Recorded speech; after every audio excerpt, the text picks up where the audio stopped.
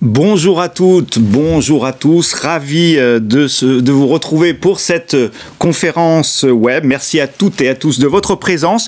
Nous sommes ensemble pour environ 1 heure, de 11h à 12h, sur le thème de l'accompagnement des endeuillés. Vous le savez, la Fondation OSIRP, à l'occasion de son événement annuel, a souhaité aborder une de ses missions, à savoir l'accompagnement des veuves et des veufs par l'association Dialogue et Solidarité.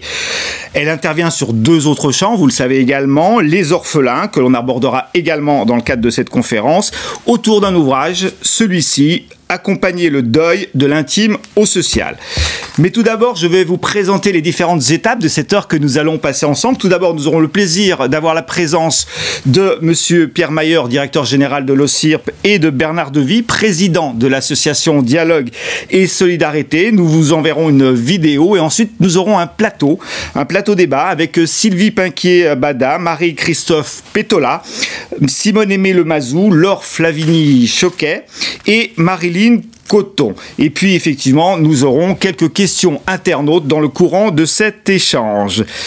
Pierre Mailleur, Bernard Devy, bonjour. Bonjour. Bonjour. Merci d'être avec nous sur ce plateau. Merci de votre présence.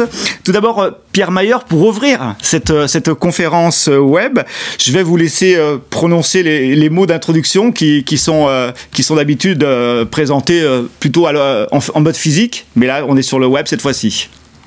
Alors, je vais essayer d'être convaincant. Bonjour à toutes et à tous. Merci beaucoup pour nous avoir rejoints pour cet événement, effectivement, de la Fondation OSIRP. Alors, l'OSIRP, en quelques phrases, elle a été créée, c'est un organisme de prévoyance. C'est une union d'institutions de prévoyance qui a été créée il y a maintenant plus de 50 ans par les partenaires sociaux pour faire face à une réalité qui est heureusement de plus en plus rare, mais qui existe toujours, qui est le veuvage précoce. Et donc, c'est mettre en place des solutions d'assurance par le biais de contrats collectifs, principalement en branche professionnelle, pour couvrir donc le salarié et sa famille. On distingue, donc nous on est sur les rentes d'essai, on a la rente conjointe, donc qui pour le conjoint survivant, on a la rente éducation qui pour les orphelins, et les enfants, les adolescents, les jeunes, jusqu'à la fin des études. Et nous avons complété cet effort effectivement à travers les rentes avec un effort d'accompagnement social. Voilà. Et donc nous avons notre activité d'assureur social et nos garanties sont distribuées par nos membres que sont les institutions de prévoyance. Voilà. Alors, en complément harmonieux à notre activité d'assureur social, nous avons également eu des actions d'intérêt général. Et ces actions d'intérêt général, c'est bien sûr la Fondation, mais la Fondation qui s'est créée en 2009 sur le champ exclusivement des orphelins, qui s'est élargi depuis progressivement, effectivement, à d'autres activités, à d'autres actions sur lesquelles nous étions déjà engagés, et notamment Dialogue et Solidarité, donc qui est une association qui a été créée pour pouvoir écouter, pour pouvoir accompagner des conjoints survivants, des veufs et des veuves. Et cette association, cette action, elle est ouverte à tous. Merci Pierre Mailleur de cette présentation, de ce cadre que vous nous donnez. Bernard Devy, pardon, vous êtes président de l'association Dialogue et Solidarité. Pierre Mailleur l'a dit, depuis de longues années, cette association apporte effectivement un soutien à toute personne en situation de veuvage. Est-ce que vous pouvez nous présenter concrètement votre action au sein de Dialogue et Solidarité ? Comme l'a fort justement souligné Pierre Mailleur dans son introduction, le CIRP a été créé à l'initiative des partenaires sociaux à une époque où la sécurité sociale ne prenait pas en charge le risque veuvage. Ça s'est fait dans un cadre collectif et puis aussi avec un point important qui était celui de la mutualisation des risques entre les différentes institutions membres de l'OSIRP. Nous aurions pu nous limiter à un rôle d'assureur, en versant des rentes pour les veufs et les veuves dans le cadre de la rente donc éducation ou de la rente des rentes pour les orphelins. Mais le conseil d'administration très vite a souhaité apporter un plus au travers de l'action sociale de l'ESIRP et de l'action sociale des institutions. Dialogue et solidarité n'étaient pas encore créés, mais nous avons pris la mesure, l'importance que représentait le deuil en France. 5 millions de personnes sont aujourd'hui touchées. C'est une population qu'on peut dire extrêmement fragilisée, avec des conséquences bien entendu sur le plan économique, sur le plan de la santé et sur le plan social. Et de ce fait, on a pensé qu'il était sans doute utile à l'intérieur donc de l'ESIRP de créer cette association Dialogue et Solidarité pour essayer d'apporter un complément, j'allais dire, d'aide auprès des personnes qui étaient touchées, puisque bon, il faut savoir que ça représente un traumatisme important pour les familles qui sont touchées par le deuil et surtout également pour les enfants, raison pour laquelle d'ailleurs au travers de la fondation on prend en charge également les orphelins. Et donc on a créé au travers de Dialogue et Solidarité tout un réseau qui permet donc au travers des contacts dans toute la France. Dans toute la France, c'est-à-dire que on a aujourd'hui 15 centres qui sont répartis sur l'ensemble du territoire, et puis également donc à Paris, avec l'aide bien entendu de nos partenaires institutionnels que sont les institutions de prévoyance, que je voudrais citer quand même parce que c'est important. Il y a la G2R, donc la mondiale, nous avons Agrica, Piscil, Malakoff, Humanis, Clésia, et donc les personnes sont reçues dans ces centres qui relèvent de la responsabilité de ces institutions, et je ne voudrais pas non plus oublier, bien entendu, Agir Carco, puisque j'ai eu l'honneur de présider cette noble institution pendant quelques années.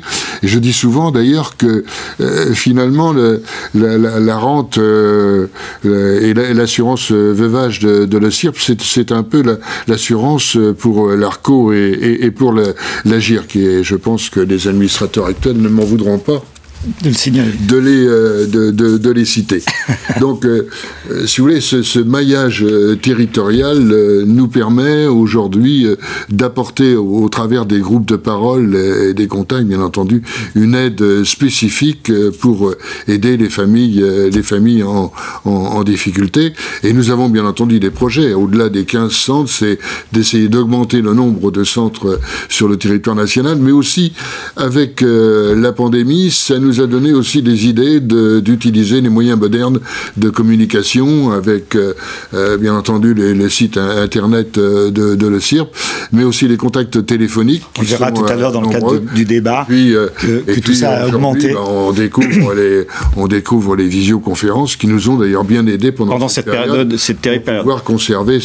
pour pouvoir conserver ce lien. Alors, pour terminer aujourd'hui, nous avons bien entendu souhaité mettre en lumière l'accompagnement des personnes endeuillées avec l'ouvrage que vous avez cité, c'est-à-dire Accompagner le deuil, qui est dirigé par Marie-Christophe Pétolas et que nous avons donc soutenu dans le cadre de la fondation. Juste une petite chose, tout l'accompagnement que vous avez évoqué, il est gratuit. Il est gratuit, il est gratuit. Je pense que c'est un élément important du dispositif. Bien sûr, vous avez raison de le souligner, gratuit et non discriminatoire. C'est-à-dire qu'on reçoit les personnes, quel que soit le statut matrimonial des personnes, quelle que soit d'ailleurs l'ancienneté du deuil, parce qu'on s'est aperçu que les gens n'avaient pas très tard, en fait, pour habitude de s'adresser directement le lendemain du deuil, parce qu'il y a toute cette période difficile à vivre pour les familles. Et c'est vrai qu'on peut constater aujourd'hui qu'il arrive que des familles s'adressent à Dialogue et Solidarité un an après le deuil. Mais je voudrais aussi souligner quand même l'importance de la présence des bénévoles et puis bien entendu de nos professionnels du centre d'information qui suivent tout ça avec des femmes qui sont très présents au sein des centres pour accueillir les personnes endeuillées. Bernard Devy, merci de votre présence. Pierre Maillard, merci d'avoir fait cette introduction au débat que nous allons retrouver tout de suite. Accompagner le deuil du social à l'intime. Avant cela, je vous propose une courte vidéo.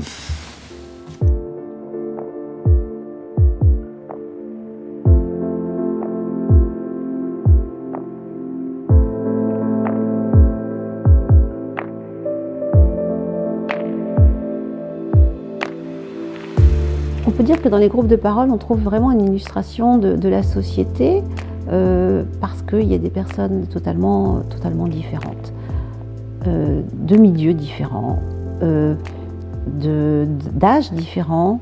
Ce que l'on trouve aujourd'hui également, qu'on ne trouvait certainement pas avant, ce sont des personnes qui sont issues de couples de même sexe et qui osent, parce que c'est pas si simple, venir en se disant « j'ai envie de rejoindre un groupe où on va pouvoir parler de ce chagrin, de cette perte, de ce deuil ». Ce qui fait qu'il y a des personnes très très différentes et certaines disent même « de toute façon je ne parlerai pas hein, parce que d'abord je n'ai pas l'habitude de parler, puis je ne suis pas très à l'aise en public, c'est très compliqué ». Et c'est là où on voit le chemin parcouru, puisque au bout de souvent quelques séances, des personnes dont on n'aurait jamais pensé, elles-mêmes ne pensaient pas qu'elles pourraient prendre la parole de cette façon, vont peu à peu affirmer ce qu'elles ressentent et aussi qui elles sont. Et l'intérêt, puisque il y a des retours à chaque fois qui sont ce que tu as dit aujourd'hui, ça m'a beaucoup aidé ou ça m'a beaucoup touché. Et donc, le lien social, il se crée dans le groupe et puis il se crée à l'extérieur du groupe. Certaines personnes se sont découvertes vraiment des affinités, il y a de grandes amitiés qui se sont nouées. Donc ce groupe, ça permet aussi ça, de rencontrer des personnes qu'on n'aurait jamais rencontrées. Bien sûr, j'aurais préféré que l'être aimé soit encore là, mais il est vrai que j'ai rencontré des personnes extraordinaires en venant ici et qui ont été vraiment dans ma vie et qui sont encore vraiment des personnes qui me permettent d'avancer et d'espérer et de continuer.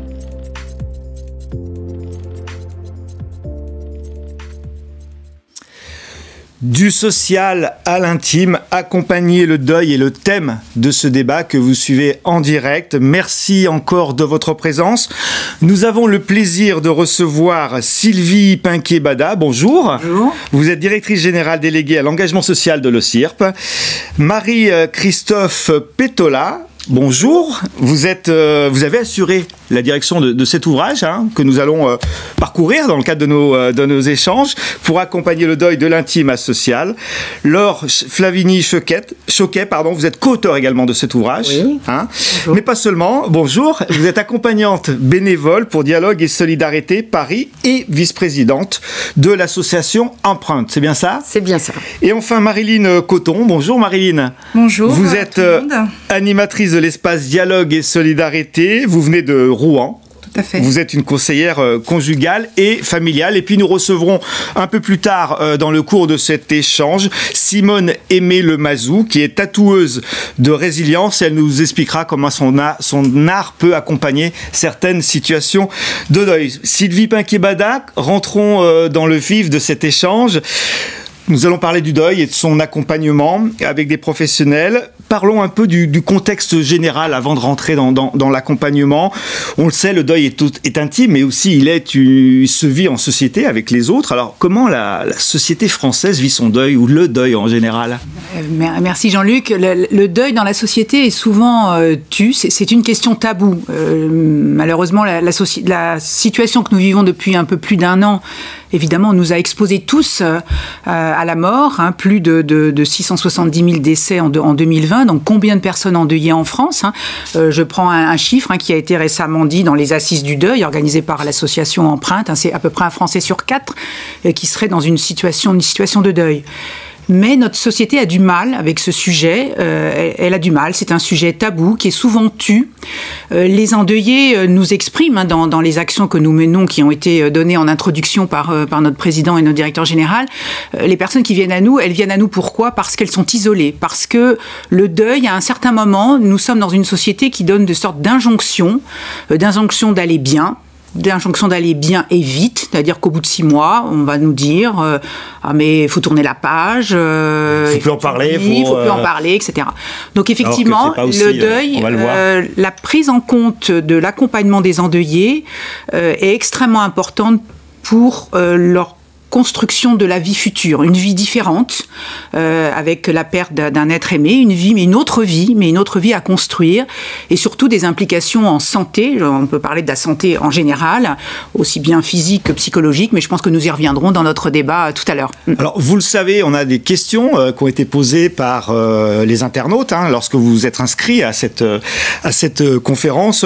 Le président a annoncé un chiffre de 5 millions de veufs et veuves en France. Est-ce qu'on connaît la répartition entre les hommes et les femmes, nous demande cet internaute? Oui, alors il y a majoritairement des femmes. On estime à peu près à plus de 80% le nombre de femmes veuves dans cette population de 5 millions de personnes. D'accord, on aura d'autres petites questions, et si on n'y répond pas aujourd'hui, je pense que vous pourrez ultérieurement répondre à l'ensemble des questions que vous vous posez. Marie-Christophe Pétola, vous avez réuni dans ce bel ouvrage que j'ai parcouru et même lu avec grande attention de très nombreuses contributions. Vous abordez le deuil, bien sûr, c'est le sujet central, et vous faites le rapport du temps avec le deuil. Est-ce que vous pouvez nous en dire un petit peu plus ? Dans un premier temps, je voulais juste présenter notre livre, qui est un ouvrage collectif qui partage 9 expériences différentes sur la thématique du deuil. Ce fut une aventure riche et pleine de partage. Je voulais tout d'abord remercier les filles qui ont participé avec moi à cet ouvrage, remercier notre préfacier, Monsieur Michaud Nérard, ainsi que notre éditeur, les Chroniques sociales. Alors le deuil, c'est une réalité dans la vie d'aujourd'hui ? Tout à fait. Une réalité qui est universelle, puisque nous sommes tous concernés. Elle s'imbrique, cette réalité, dans un espace temporel qui est à la fois objectif et subjectif. Objectif, pourquoi ? Parce que déjà, dans un premier temps, le défunt avait certainement des dernières volontés dont il va falloir tenir compte. Des délais administratifs qui sont impératifs et qui sont très bien expliqués d'ailleurs dans le guide de l'OSIRP. Et éventuellement... Le temps du notaire, etc. On en reparlera peut-être. C'est très... Et un aspect judiciaire et légal si sur le certificat de décès a été coché la croix obstacle médico-légal, puisque dans ce cas-là, le permis d'inhumer est délivré par le procureur de la République.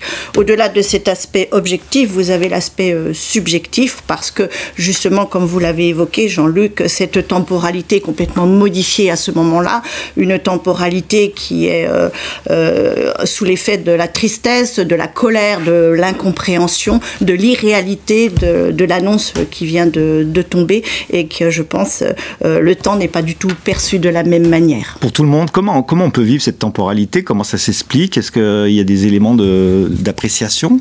Écoutez, le temps est quand même une notion, je pense, qui est quelque part inventée par l'homme. Si vous prenez la simple définition du Larousse, c'est un milieu infini où se succèdent de nombreux éléments, que vous parliez du coucher du soleil, de la frise chronologique, de la montre, de l'histoire, de la philosophie. On parle de temps existentiel, de psychologie, où le temps ne sera pas forcément inné mais acquis, ou même notre temporalité physiologique, avec le rythme cardiaque, les rythmes hormonaux. Est-ce que l'on parle du même temps ? Est-ce que ce temps existe ? Est-ce qu'il a un début ? Est-ce qu'il a une fin ?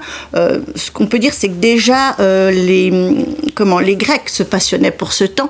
Ils avaient évoqué 3 temps différents. Le temps chronos, qui est le temps de la vie qui s'écoule dans sa dynamique et qui a une fin, puisque c'est la mort. Le temps kéros, qui est le temps de la nouvelle, où à partir de l'instant, la vie bascule entre l'avant et l'après, et le temps aion, qui est le temps perpétuel, qui n'a quelque part ni passé ni futur, mais qui se renouvelle continuellement. Vous le développez d'ailleurs dans l'ouvrage, cette notion de temporalité, de différents temps. Revenons au deuil. C'est quoi l'étymologie ? Est-ce qu'il y a des éléments qui peuvent nous apporter des appréciations sur l'étymologie du mot ?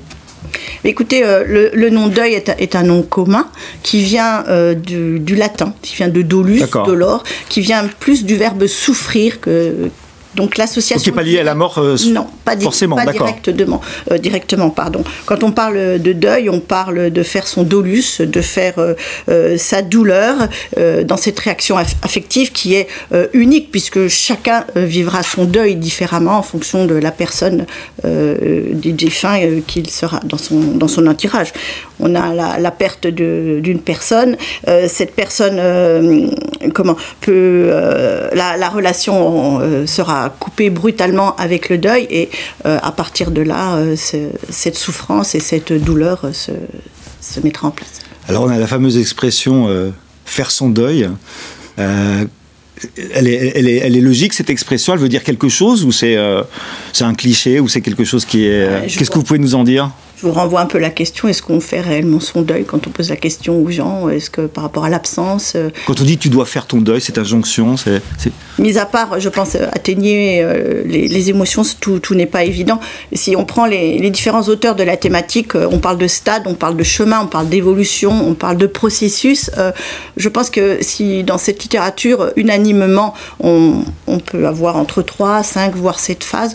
Nous, dans notre livre, notre référence a été le deuil selon Christophe Fauré, qui est psychiatre et qui répartit le deuil en 4 phases. La phase de choc, qui est au moment de l'annonce de l'irréalité, de la souffrance, de la détresse, comme je l'ai évoqué précédemment.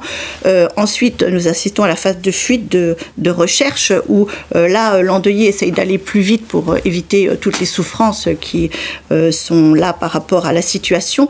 Ensuite, une phase de destruction, qui est la prise de conscience que la personne endeuillée ne reviendra pas, quelque part, qui est souvent associée à une phase plus ou moins dépressive. Et la dernière phase qui arrivera beaucoup plus tard, qui est une phase de restructuration, où alors l'endeuillé se reconstruit par rapport à 3 éléments. Déjà lui-même, parce qu'il ne sera jamais plus la même personne. Ensuite, par rapport au défunt, dans son rapport à ses intentions, et par rapport aux autres et à la société dans laquelle il est inséré. Vous êtes à l'organisation, à la direction de cet ouvrage, donc en conclusion, le temps passe vite. Qu'est-ce que vous pourriez nous dire aux internautes qui sont très nombreux à nous regarder?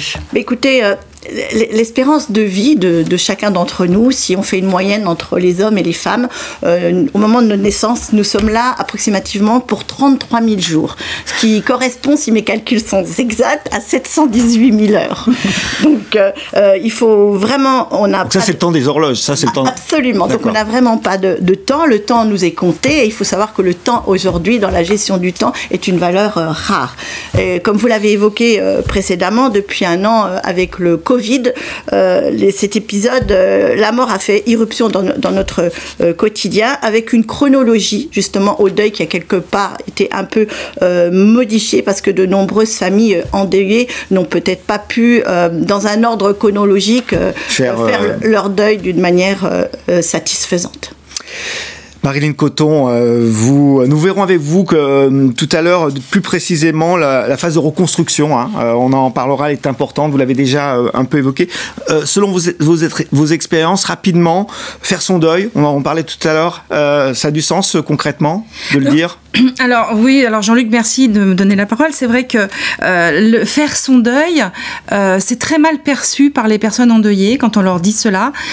C'est comme une injonction à oublier, à passer à autre chose, et donc finalement ce serait comme une trahison pour la personne défunte.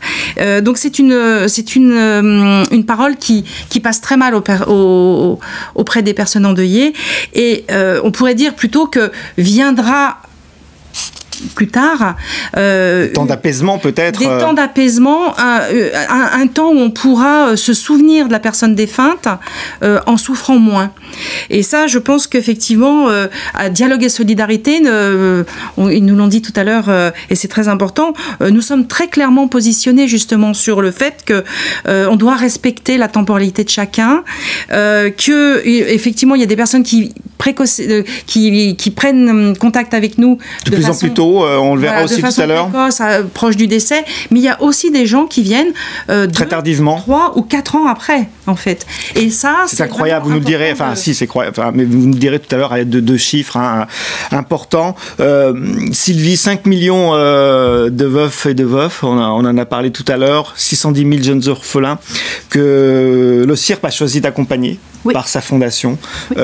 Concrètement, est-ce que vous pouvez nous expliquer quel dispositif vous avez mis en place pour épauler ces personnes fragilisées, fracturées dans leur vie de tous les jours? Peut-être sur 2 champs, je voudrais quand même rappeler dans le contexte donc de l'OCIRP assureur, tel que nous l'avons présenté au démarrage de nos échanges, dans le cadre des garanties de prévoyance de l'OCIRP. D'abord. Évidemment, garantie donc rente de conjoint, rente éducation, donc qui concrètement au décès du salarié, il y a le versement donc d'une rente et un accompagnement social dédié, personnalisé auprès des familles bénéficiaires donc des rentes, avec tout un accompagnement, vous l'évoquiez Marie-Christophe, sur le temps entre guillemets du notaire, tout ce qui est démarche administrative, tout ce qui est accompagnement, mais aussi bien sûr un accompagnement alors via Dialogue et Solidarité, nous y reviendrons dans l'ensemble des espaces, et puis la proposition aussi d'un accompagnement psychologique dédié, plus personnalisé éventuellement. Donc là c'est dans le contexte des garanties de prévoyance au CIRP, mais depuis de longues années, donc l'OCIRP s'est aussi investi d'actions d'intérêt général sur ces thématiques de la prise en charge et de l'accompagnement des personnes endeuillées via donc sa fondation et son association Dialogue et Solidarité. Donc peut-être deux champs, bien sûr l'accompagnement des veufs et veuves, bien sûr c'est l'action de notre association Dialogue et Solidarité. Notre président Bernard Devy a rappelé son histoire et son développement. Donc aujourd'hui 15 espaces et Marilyn y reviendra tout à l'heure. Donc un accueil gratuit, une écoute, des entretiens individuels et surtout le partage entre pairs, les groupes de soutien, on y reviendra aussi tout à l'heure, le partage entre pairs qui permet d'avancer et de construire autre chose, comme nous l'avons évoqué tout à l'heure. Et puis en direction des enfants, là c'est plutôt notre fondation donc, qui soutient des actions associatives très nombreuses depuis 2009, avec des actions comme des groupes de parole, des ateliers d'art-thérapie qui permettent aux enfants de s'exprimer là aussi, de se rendre compte qu'ils ne sont pas seuls à vivre cette situation. Je souhaite citer des associations comme Empreinte, comme Jalmav, comme Vivre son deuil, Elisabeth Kubler-Ross, et donc beaucoup d'associations qui effectivement ont comme objectif d'accompagner les personnes endeuillées. Alors, on vous l'avait promis, on a des questions d'internautes. J'en cite une qui a été posée lors de l'inscription à cette conférence. Le champ de tous les possibles n'est-il pas restreint depuis 1 an par les politiques de prévention du Covid qui, par souci de précaution sanitaire, ont renforcé un isolement et une désocialisation déjà induits par la situation de veuvage? Marilyn, vous voulez répondre à cette question de cet internaute? Oui, écoutez, moi, ce que j'ai pu constater, c'est que les différents confinements, ils n'ont pas été vécus de la même façon, bien évidemment, puisqu'il y a eu une succession de confinements. Dans le premier confinement, j'ai été étonnée de voir qu'il y avait des personnes qui vivaient cette première période de confinement comme un temps de repos aux injonctions sociales, un temps où ils pouvaient être proches d'eux-mêmes, de ne plus avoir à faire façade, de ne plus avoir à montrer qu'ils allaient bien. Et pour certains, ça a été un vrai bénéfice pour vivre à leur propre rythme et au rythme de leurs émotions. Ensuite, effectivement, c'est là où ça a commencé à devenir un peu compliqué. Les confinements se sont succédés. L'isolement s'est renforcé, renforcé. Plus de contact avec les proches, plus possibilité de toucher et d'être touché, d'embrasser et d'être embrassé, plus de contact, d'être entouré et d'entourer. Et là, pour le deuil conjugal, qui est aussi un deuil des contacts physiques, c'est quelque chose qui est quand même très douloureux. Terrible. Et en plus, les activités culturelles, sociales, les chants, les activités créatives ou autres ne pouvaient pas le sport, tout était rendu complètement inaccessible. Et là encore, pas de perspective de projet, pas de dynamisme en fait pour aller vers le mieux, et tous les appuis sur lesquels ils comptaient beaucoup pour avancer ont été supprimés, et ça a été très difficile. Espérons que la période que d'actuel nous permet de revivre un tout petit peu et de oui, vous vouliez intervenir? Moi, je voudrais ajouter qu'il y a eu aussi la possibilité quand même de groupes qui se sont tenus par visio. D'accord, vous avez maintenu l'activité par visio. Marie-Lynn a parlé de tous les inconvénients, mais il y a eu quand même ce lien dont certains n'ont pas voulu. Ce lien digital. Mais dont un certain nombre de participants au groupe ont acquiescé et se sont rendus tous les mois sur Zoom ou autre. C'est une façon un peu différente de combler. Mais quand même, il y avait quand même un lien. Il y avait quand même un lien. Quand on vit le deuil, je suppose qu'il y a une souffrance. On a envie, on est seul, on a le sentiment d'être seul à souffrir, à avoir cette souffrance. Par contre, il est peut-être important d'en parler à d'autres, de se regrouper. Je ne sais pas, Marie-Lynn, vous les accompagnez, ces veuves et ces veuves. Quel est votre sentiment entre l'isolement et la nécessité de se regrouper? Alors effectivement, le deuil, d'une certaine façon, ça marginalise les personnes. C'est-à-dire que les gens ressentent que les autres vivent et que pour eux, tout s'est arrêté. Et donc il y a un sentiment évidemment d'injustice et un grand sentiment de solitude qui est pas toujours vrai d'ailleurs, parce que les gens disent qu'ils sont entourés, ils ont du monde autour d'eux, mais il y a quand même ce sentiment de solitude intérieur, parce que bon, on a aussi quelquefois des difficultés à communiquer sur les émotions que l'on ressent. On se protège, les gens se protègent les uns et les autres, ont peur d'activer la peine de l'autre, et donc il y a peu de partage sur les émotions, et donc ça renforce ce sentiment d'isolement, ce sentiment de solitude. Et puis, il y a, vous avez parlé, Marie-Christophe Pétola a parlé de la période de déstructuration, de désorganisation. Et pendant cette période-là, c'est un grand moment de solitude parce les gens ont vraiment l'impression de dérailler, en fait. Une personne organisée qui oublie des rendez-vous, elle est complètement déstabilisée. Une personne ordonnée qui perd des objets importants ou des papiers importants se dit mais je deviens folle ou je deviens fou. Et donc là, vraiment, sentiment de solitude absolue où les ressources individuelles et personnelles ne sont quasiment plus accessibles. Et là, voilà, les personnes sont très très inquiètes. Alors évidemment, se réunir, se rassembler, ça va avoir un effet très très porteur. C'est-à-dire déjà, c'est rassurant. Toi aussi tu ressens ça, ça me rassure parce que je pensais que j'étais en train de devenir fou ou folle. Bon, ça fait partie d'un processus de deuil, donc il y a quelque chose qui va se dérouler et il y a du mieux possible après. Et donc ça, se sentir écouté, réconforté, compris, dans une situation où justement les gens cachent, ils n'osent pas dire qu'ils ont un sentiment de dérailler, ils cachent, et là, et du coup ils se disent non, en fait on peut dédramatiser, c'est possible d'avancer, et puis on prend des forces ensemble. D'arriver vers la reconstruction qui arrive forcément, j'allais dire, j'ai le sentiment. Est-ce que vous avez des témoignages à nous apporter sur ces nouvelles vies vécues par les gens qui fréquentent, que vous voyez au quotidien? Alors oui, c'est assez amusant aussi de voir les retours. Oui. Quand les gens reviennent et nous parlent des appréhensions. Il y a des appréhensions réellement. Des gens qui me disent... ou des préjugés négatifs au départ. Oui, voilà, c'est ça. C'est-à-dire que c'est très anglo-saxon, les groupes de parole. En France, on a encore beaucoup de préjugés. On a un inconscient collectif avec les films qui nous présentent oui, tous en rond. Bonjour Jean-Luc. Voilà, bonjour Paul. Voilà, et ça, vraiment, ça donne un côté désuet. C'est pas ça. Alors, ça n'est pas ça, évidemment. L'accueil, il est aussi cadré, c'est-à-dire qu'il y a vraiment une sécurité dans l'accueil des personnes, que ce soit les questions de respect, les questions de non-jugement, etc. Parce que c'est quand même un endroit privilégié, c'est-à-dire que... C'est un endroit d'écoute, quand vous êtes à l'extérieur et qu'on vous dit passe à autre chose, inscris-toi sur Mythique, et que vous êtes complètement, vous sentez pas célibataire quand vous venez d'être endeuillé, même après 6 mois, même après 1 an. Et donc là, c'est un endroit où vous allez pouvoir dire, moi je me sens pas célibataire, je me sens encore dans la douleur. Et donc on accueille tout le monde, hein, quel que soit le deuil. C'est ouvert à tous, hein, il y a un processus.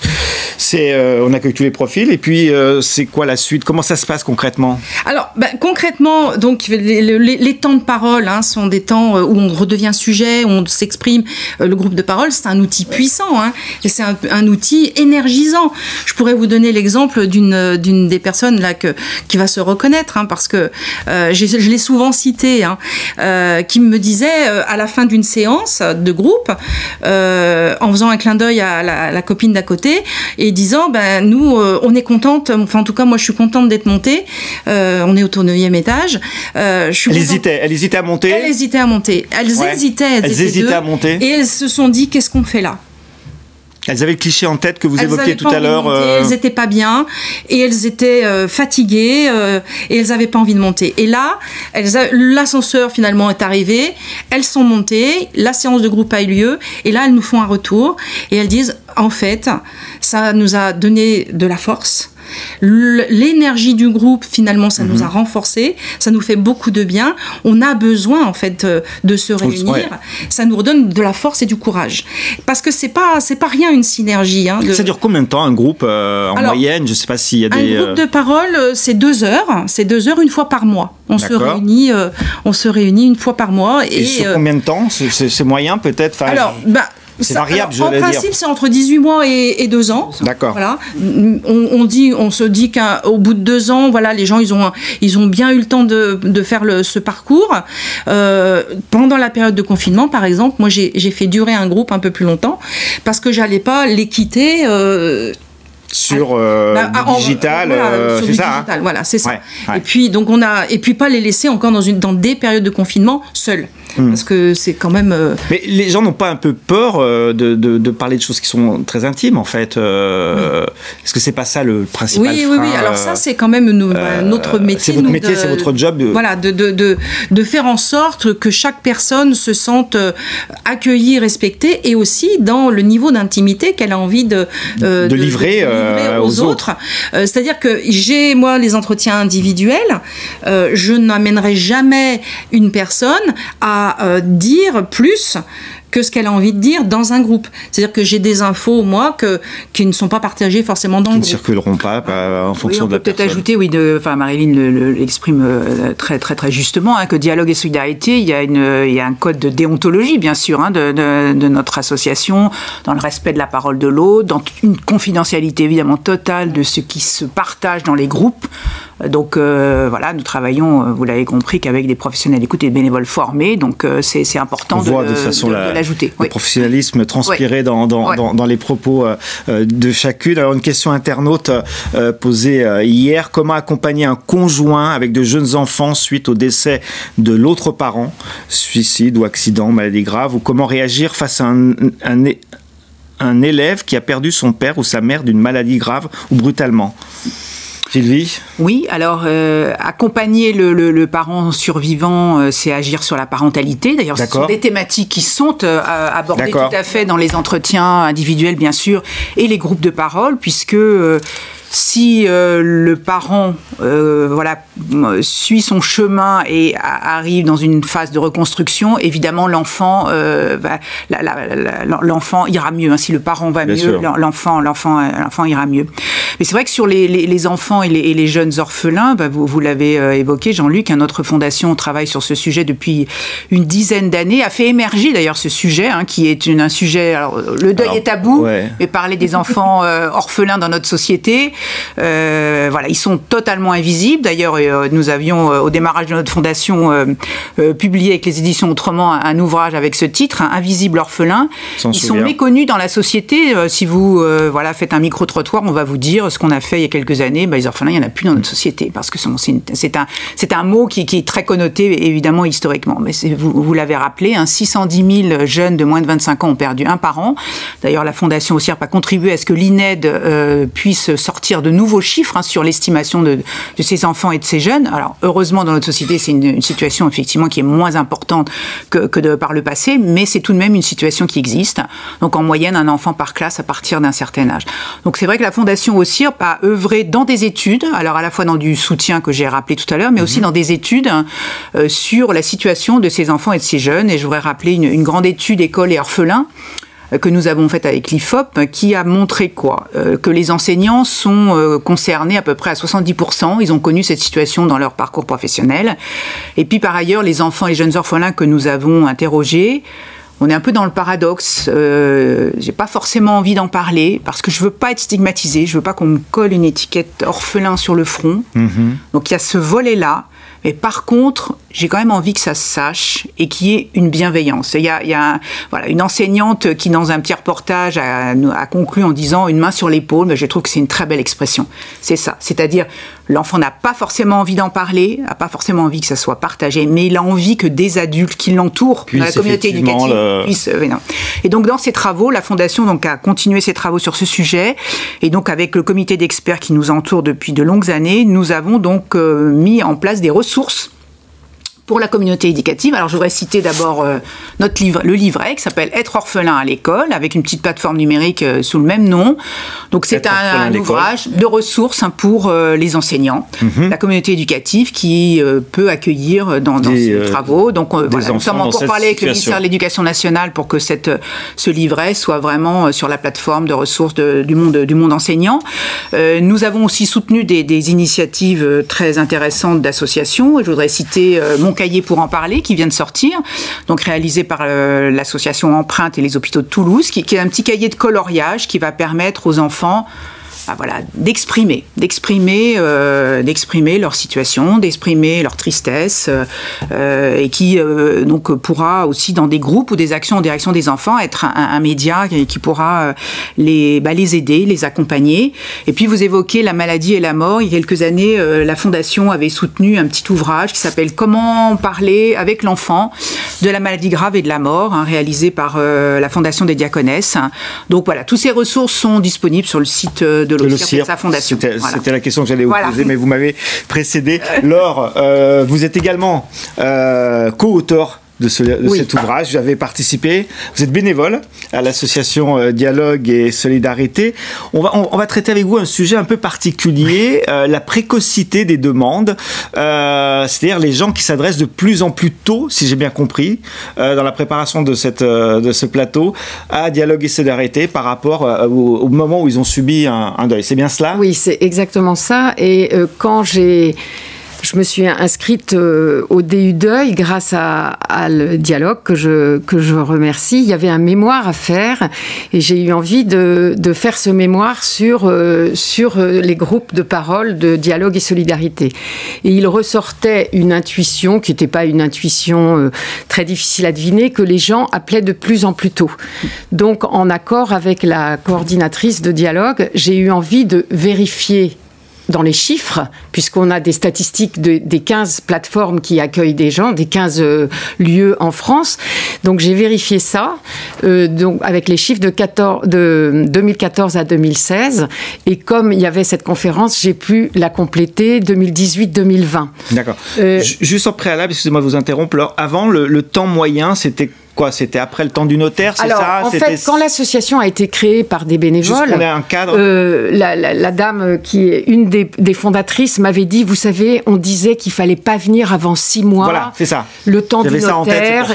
C'était une intuition qui était une intuition pas mal par rapport au vécu psychologique, mais la société n'évolue pas comme ça. Il fallait se débarrasser de toutes les démarches administratives avant de pouvoir se reconstruire. Il y a ça s'appelle le temps du notaire, mais c'est aussi 6 mois où on sort un peu de la sidération et de cette période que décrivaient Marilyn et Marie-Christophe au départ. D'accord. Et puis, donc on s'est aperçu de ça et on s'aperçoit que maintenant, alors j'avais voulu intituler ce mémoire, mais j'ai pas osé par rapport à l'université, je veux un groupe vite si possible. C'est-à-dire des gens qui appellent à la plateforme d'écoute de dialogue et qui, comme les groupes de parole sont de mieux en mieux connus, ce qui n'était pas le cas il y a 15 ans ou quand Dialogue a été fondé, et les gens veulent des groupes. Et donc, ce que je trouve, ce que j'ai vérifié, disons, dans les chiffres, c'est que là où en 2015, il y avait 30% des gens qui appelaient entre 0 et 3 mois inclus, il y en a maintenant plus de 40%. Donc ça accélère vraiment dans les dernières années. Peut-être que le confinement a joué, c'est possible aussi, puisque là, il y a eu une grande solitude avec le Covid. J'ai voulu vérifier, j'ai cru... Est-ce qu'il y a des différences entre les différents bureaux sur le territoire, dans les régions? Non, mais je voulais savoir si c'était une catégorie socio-professionnelle à part, avec l'idée peut-être un peu bête que ça pouvait être des gens plus informés. Or, pas du tout. Pas du tout. Non, il y a le profil des gens qui appellent, c'est tous âges, c'est...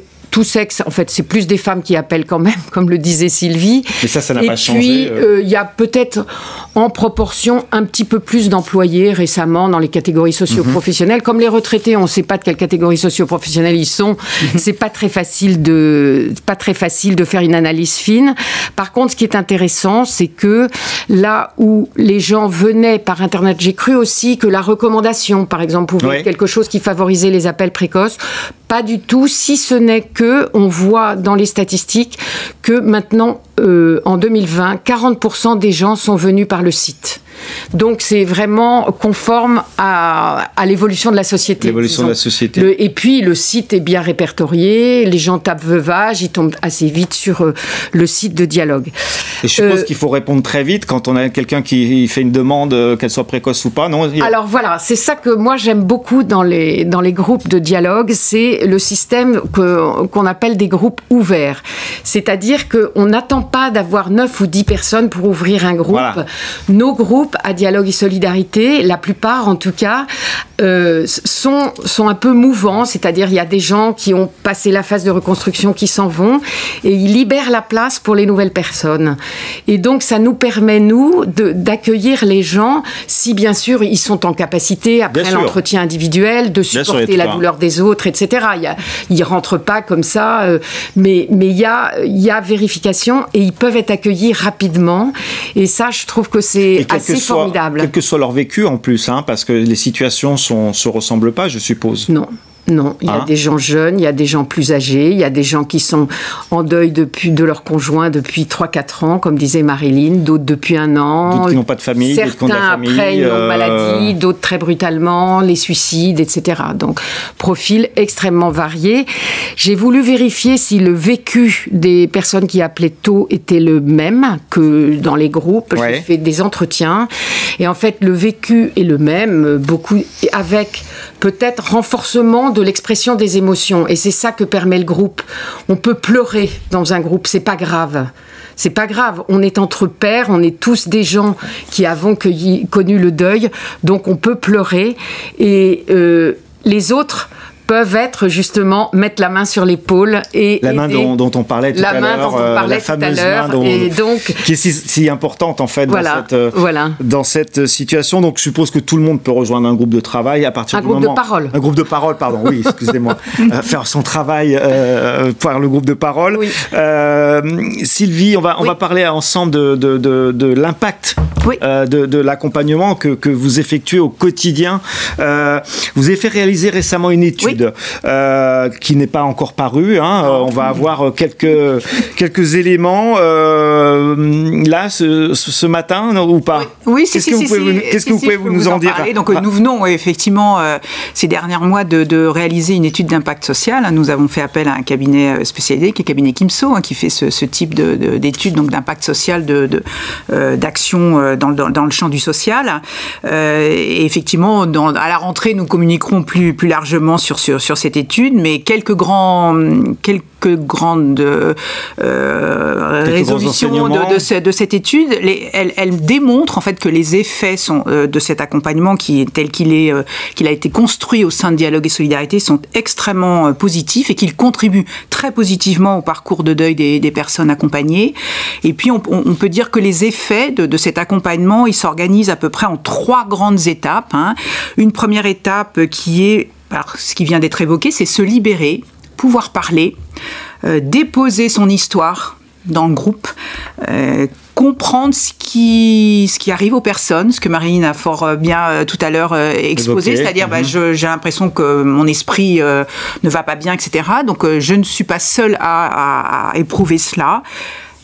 Dans une phase aussi d'acceptation dans ces premières phases, et puis de rupture de l'isolement. C'est-à-dire je partage avec des pairs qui vivent la même situation que moi.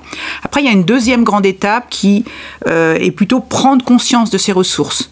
Voilà, il m'est arrivé cela, mais en moi j'ai une force, vous avez force, courage, j'ai de la ressource, je vais être capable d'agir, je peux commencer à m'autoriser à aller mieux et à prendre soin de soi. Et puis après, il y a la troisième étape, qui est l'étape du de reconstruire. Donc là, créer de nouveaux liens, préserver sa santé, et surtout après, réinvestir des projets, ou d'autres projets, ou aussi d'autres relations. Dans les groupes sont évoqués aussi la relation amicale, une nouvelle relation amoureuse. Enfin, ce sont des sujets qui sont abordés. Voilà. Et puis l'efficacité de l'accompagnement, il y a 3 grandes caractéristiques. D'une part, et c'est très satisfaisant pour nous et toutes les équipes travaillent, c'est le grand professionnalisme des équipes de dialogue et solidarité, très reconnu par le public accompagné, et puis un accompagnement bienveillant et spécialisé sur le veuvage, sur la situation du veuvage. Voilà en résumé les 3, donc, les grandes... des éléments un peu plus précis à la rentrée. Oui, absolument. À la rentrée, donc probablement sur le site de l'OSIRP. Sur le site de l'OSIRP et dans des opérations presse. Et puis des opérations presse. Ce livre est très intéressant et il véhicule de multiples facettes en fait. Il y a combien, 9 contributeurs? Absolument. C'est ça? 9 co-autrices. 9 co-autrices. Donc merci de votre venue sur ce plateau, à cette conférence. Merci mesdames. Vous l'avez évoqué, chacun peut traverser son deuil en fonction de son ressenti, mais il peut avoir aussi des passions, des voyages qui permettent effectivement d'appréhender différemment son parcours de deuil. Avant de continuer, je vous propose une vidéo d'1 minute 15 sur le soutien dont a parlé Sylvie Pinquet-Bada des orphelins. On se retrouve tout de suite.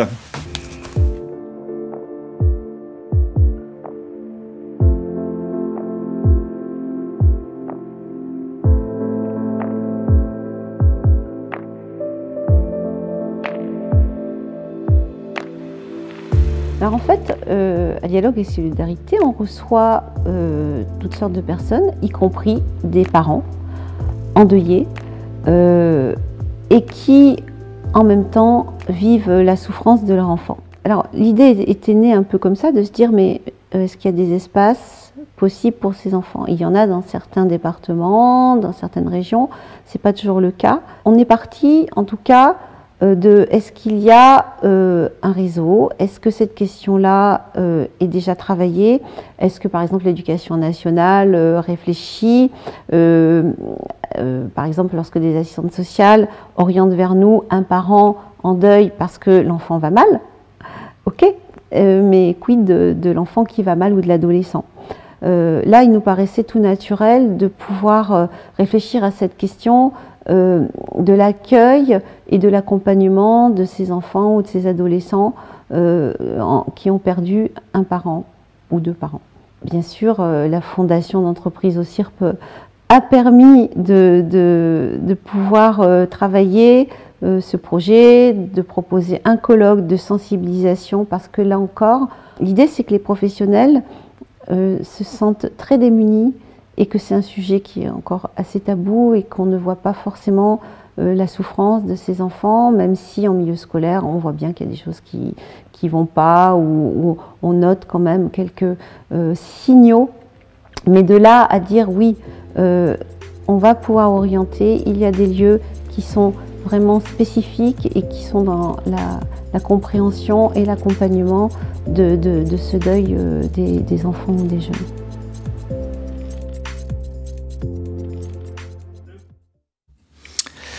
Nous nous retrouvons encore pour 10 petites minutes pour finir cette conférence de la Fondation OSIRP. Nous sommes toujours en compagnie de Sylvie Pinquet-Bada qui continue cette conférence avec nous, et nous a rejoint Simone Aimé Lemazou. Bonjour, merci. Bonjour, vous avez contribué également à l'ouvrage dont on a parlé longuement ce matin. Vous êtes spécialisé dans le tatouage lié au deuil et à la résilience d'un point de vue général. Oui. Nous pouvons le voir sur votre compte Instagram, d'ailleurs, que j'ai regardé, qui s'appelle @marque de résilience, tout attaché en minuscules. Merci. C'est ça? Tout à fait. Tout d'abord, Simone Aimé, comment en êtes-vous venue au tatouage pour ce type de circonstances? J'ai perdu ma mère à l'âge de 20 ans d'un cancer et très naturellement, c'était peut-être un petit peu dans ma génération, j'ai voulu me faire tatouer en hommage à elle. Je suis allée voir une tatoueuse à Paris. Je lui ai dit dans quel cadre je venais me faire tatouer. Les circonstances qui vous amenaient à... J'avais une petite photo de ma mère. Pour moi, c'était un moment très important. Et malheureusement, elle a été assez... on va dire que elle s'est pas trop préoccupée de la situation. J'étais un petit peu étonnée du fait qu'elle s'investisse pas plus dans ce moment que je vivais. Et donc du coup, je me suis questionnée sur la place que le tatoueur pouvait prendre dans le cadre d'un deuil. J'ai toujours été très attirée par le dessin, donc je me suis formée en tant que tatoueuse et j'ai intégré la formation DU Deuil pour apprendre à accompagner le deuil et écrire un mémoire sur les synergies entre tatouage et deuil et en quoi le tatouage peut être une aide au travail de deuil. Alors ça, vous allez nous en parler. Hein. On a chacun ses parcours. Hein. Quand on subit cette situation, on peut aimer voyager. Vous proposez une dimension de co-création, si j'ai bien compris, via le tatouage. Alors, en quoi le deuil, le tatouage peut être-t-il un apport pour la personne qui vient vous voir? Eh bien déjà, il faut savoir il y a 17% de la population française qui est tatouée, dont 27 de moins de 35 ans. Et d'après mes recherches, énormément vont se diriger vers le tatouage dans le cadre d'une situation un peu difficile et dans le cadre d'un deuil. D'accord. Malheureusement, le tatoueur n'est pas formé à accueillir des personnes en situation de psychologie, on va dire un peu de sensibilité psychologique. Et donc du coup, en étudiant sur mon projet, je me suis rendu compte qu'il fallait absolument apporter une formation aux tatoueurs. Et donc cette proposition de tatouage de résilience, de deuil et de résilience, parce que c'est l'aspect un peu plus positif du deuil dans le cadre de la reconstruction que vous avez on a évoqué tout à l'heure. C'est un tout nouveau métier. Donc, oui, parce que je suppose qu'on n'aborde pas quelqu'un qui se fait tatouer avec cette situation de deuil que comme quelqu'un qui n'a pas ces situations-là. Ça demande une démarche psychologique, c'est ça? Il y a des tatoueurs qui ont une empathie naturelle, bien sûr, mais je me suis vraiment attardée sur le fait qu'il faut une formation ou un minimum de connaissances sur le sujet. Donc j'ai créé une association Source de Résilience qui a créé une formation spécifique pour les tatoueurs pour pouvoir leur apprendre à accompagner des personnes en situation de deuil ou autre situation un petit peu traumatique. Après ça, il y a un deuxième concept, c'est un protocole de tatouage qui a été mis en place. Donc comment ça se passe alors concrètement? Il y a une personne endeuillée, elle vient vous voir. Oui. Comment ça se passe? Vous discutez avec elle avant? Oui, tout à fait. Déjà, comparé à un tatouage normal, on va dire, la notion de temps est extrêmement prise en considération. D'accord. Un tatoueur normal va vouloir tatouer très rapidement. Avec moi, je vais essayer de savoir où en est la personne dans son deuil. Je vais refuser, entre guillemets, ou en tout cas, je vais faire patienter la personne avant de le tatouer si je considère que c'est bien trop tôt. Parce que le problème du tatouage, c'est que c'est une marque à tout jamais, et que si c'est fait trop tôt, comme on l'a vu dans les étapes de deuil, si c'est dans les 6 premiers mois et que la personne est encore en état de choc, cette marque de tatouage peut devenir un très mauvais souvenir et on peut regretter le tatouage. Alors que dans le cadre de marque de résilience et de mon accompagnement, l'idée c'est d'être une co-création avec l'endeuillé, de créer une marque de résilience, c'est pour ça que j'ai appelé ça comme ça, un symbole de reconstruction positive. Et c'est dans le cadre de la 4e étape qu'on va tatouer. Vous êtes la main d'une certaine façon de la personne endeuillée, non? C'est ça? C'est ça. Des fois, la personne sait dessiner, donc on va dessiner ensemble. D'accord. On va apporter des dessins et je vais le mettre en forme pour que ce soit un tatouage. Des fois, pas du tout et je vais juste interpréter son histoire. L'idée, encore une fois, c'est de vraiment avoir une marque positive, un symbole, un totem de résilience qui va accompagner la personne dans tout le reste de sa vie et représenter le nouveau lien créé avec la personne perdue. Donc juste sur l'aspect concret, une fois que vous avez défini le dessin ensemble, comment ça se passe rapidement? Vous définissez une date tout à fait, ensemble, il y a un protocole, L'idée, c'est de créer un nouveau rituel dans une société où on a un petit peu perdu nos rituels de deuil et de permettre à l'endeuillé d'avoir un moment vraiment qui est en lien avec la personne qui l'a perdu. Donc on peut choisir par exemple l'anniversaire de décès, une musique qui correspond, un type de musique qui correspond à l'endeuillé. Il y a plein de façons de rendre ce moment très ritualisé, et aussi il y a la notion de douleur également, bien sûr, qui est de transformer la douleur psychologique qu'on peut ressentir à travers la douleur physique. Et ça, c'est un concept psychologique qui est très intéressant dans le cadre d'un deuil. Et c'est bénéfique, je suppose, pour les personnes qui ont fait ce chemin de tatouage, de co-création. C'est très bénéfique parce qu'on vit vraiment le moment. Le tatouage est dans le cadre d'un choix. Il faut du courage, ça redonne du courage à la personne, à l'endeuillé. Il y a un lien avec la personne. Quand on a mal, on est seul à avoir mal. Donc c'est très puissant comme rituel. Et puis ça permet peut-être d'en parler d'une certaine façon, je sais pas, quand on a un tatouage quelque part, quelqu'un qui peut dire mais tiens, ça représente quoi ce tatouage? Tout à fait. Est-ce que c'est pas une façon aussi de libérer la parole? Complètement. L'idée de ce projet, c'est également de libérer la parole sur le sujet, que le deuil soit moins tabou. On vit tous à un moment donné, je pense, dans notre vie, la perte d'un proche, ne serait-ce que la parole entre le tatoueur et le tatoué, mais également plus tard, peut-être que ce tatouage, comme moi pour ma mère, est une porte à la parole. On n'est pas obligé de le dire, des fois on peut le cacher, et d'autres fois ça peut permettre d'en parler. En tout cas, lisez le témoignage de Simone Aimé, allez sur son compte Instagram, Marque de Résilience. Nous allons bientôt nous séparer, mais regardez quand même, avant la conclusion de cette conférence débat, regardez cette vidéo s'il vous plaît. À tout à l'heure.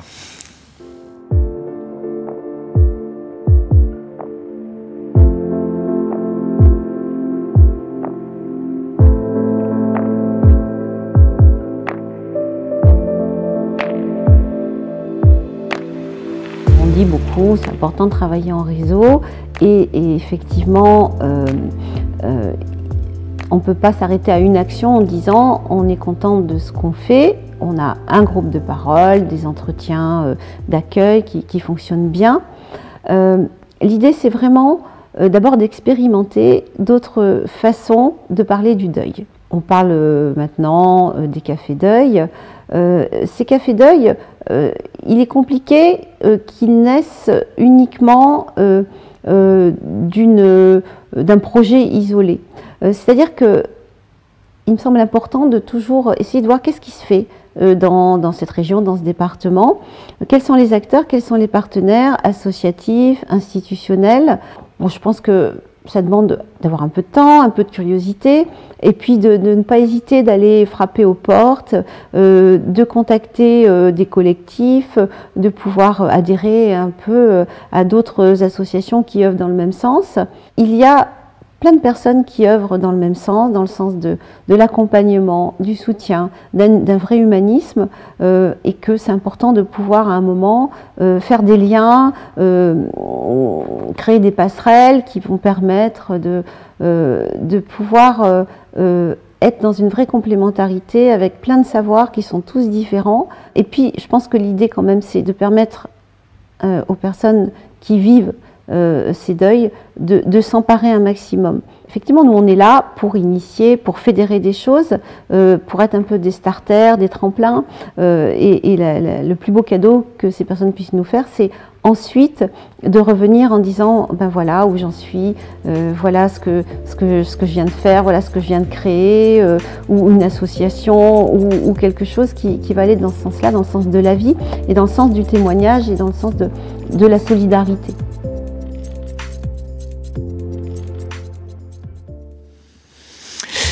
Nous arrivons au terme de cette conférence web de la Fondation OSIRP et je vais laisser le mot de la conclusion à Sylvie Pinquier-Bada. Merci Jean-Luc. Peut-être quelques mots de remercier nos intervenantes, à la fois les auteurs de l'ouvrage autour de Marie-Christophe Pétola, dirigé par elle, et puis nos intervenantes au sein des espaces Dialogue et Solidarité. Peut-être redire que voilà, l'OSIRP, en tant qu'assureur à vocation sociale, avec ses membres, et puis dans ses actions d'intérêt général, dans sa fondation et son association, contribue, nous l'espérons en tout cas, à un mieux-être des personnes endeuillées et d'apporter une pierre à un rôle d'environnement bienveillant qui est primordial pour le mieux-être de ces personnes. Ouais. Sylvie Donc, et rendez-vous donc sur le replay. Voilà, Jean-Luc m'a tendu la perche. Bien sûr, les ressources que j'ai citées sont disponibles sur le site dossier.fr et dans quelques jours, le replay de cette conférence. Alors le replay, n'hésitez pas à le partager quand vous l'aurez via les réseaux sociaux, envoyer des SMS, envoyer des mails, mais essayez de faire partager ce moment, cette conférence à beaucoup d'autres. En tout cas, merci de votre attention, merci Sylvie et à très bientôt et portez-vous bien.